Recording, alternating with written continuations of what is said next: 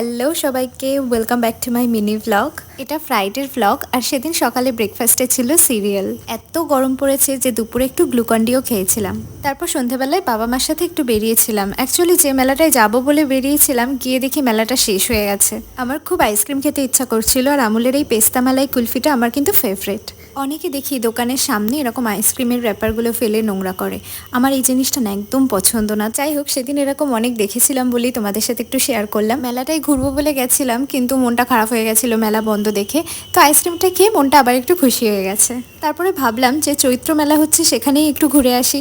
গিয়ে দেখলাম অনেক লাইটিং নতুন করেছে, প্লাস অনেকগুলো দোকান সেগুলো আগের দিন ছিল না, নতুন করে বসেছে। তো মেলার থেকে বেশ অনেক কিছুই কিনে নিয়েছি, যেটা না হয় তোমাদের অন্য একদিনের ভিডিওতে দেখাবো। বাড়িতে সেদিন নিরামিষ হয়েছিল বলে চলে গেছিলাম বিরিয়ানি কিনতে।